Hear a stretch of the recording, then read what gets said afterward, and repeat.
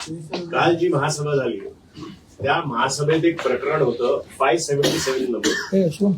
ते प्रकरण असं होतं की अमेझॉन या महानगरपालिकेला 50 शेल्टर्स बनवून देणार. जेव्हा अजेंडा आला तेव्हा ते काय शेल्टर्स बनवून देणार, का बनवून देणार, त्यांच्या सीएसआर ऍक्टिव्हिटी बनवून देणार एवढंच त्याच्यात नमूद केलं.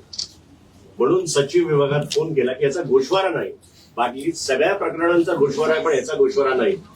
तर सचिवाकडनं निरोप आला की ते मनीष जोशी साहेबांना फोन करा, त्यांच्याकडे गोषवारा.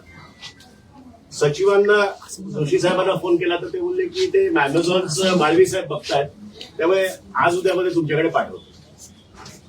मला कळे ना की असं काय आहे की आपण लपवायचा प्रयत्न करतोय. म्हणून खोलात गेलो तर संशोधनानंतर असं कळलं की 54 एकर जमीन बाळकुमला अमेझॉननी विकत घेतली आहे.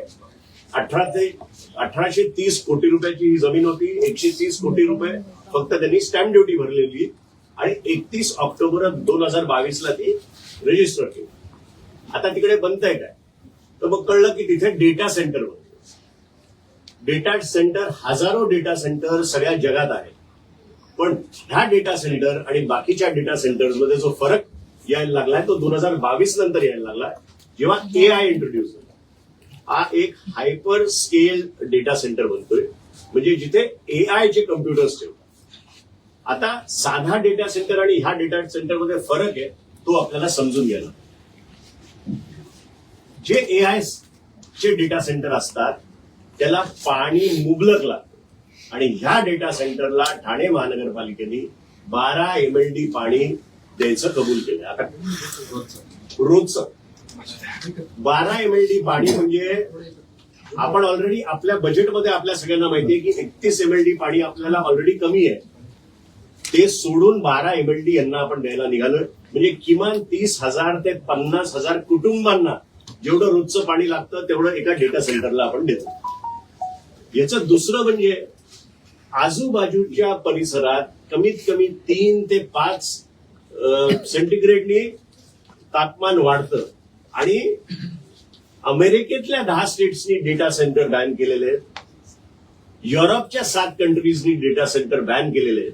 आणि असं असताना आपण ठाण्यामध्ये त्यांनी जागा भले स्वतः विकत घेतली, पण आपण कुठली एन्व्हायरमेंटल परीक्षा बघितली किंवा काय आपण बघितलं आणि त्यांना करून दिलं.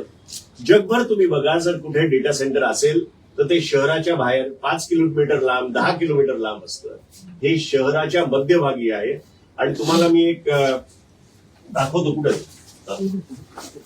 ही एक बघण्यासारखं आहे की त्याच्या पेरिफेरीमध्ये काय आहे. 321 मीटरवर, अक्षरशः 321 मीटरवर कल्पतरू सोसायटी आहे.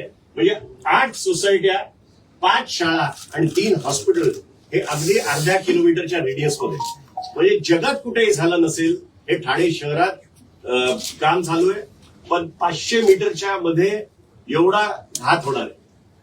याचा दुसरा प्रॉब्लेम असा असतो की ऑलमोस्ट 90 डेसिमेलचा आवाज 365 दिवस आणि 24 तास चालतो. म्हणजे तुम्ही विचार करा की एक ट्रॅक्टर जेवढा आवाज करतो, तो ट्रॅक्टर आपण चालवतो तेव्हा आवाज असतो, ट्रॅक्टर पासून लांब गेलो तो आवाज बंद होतो.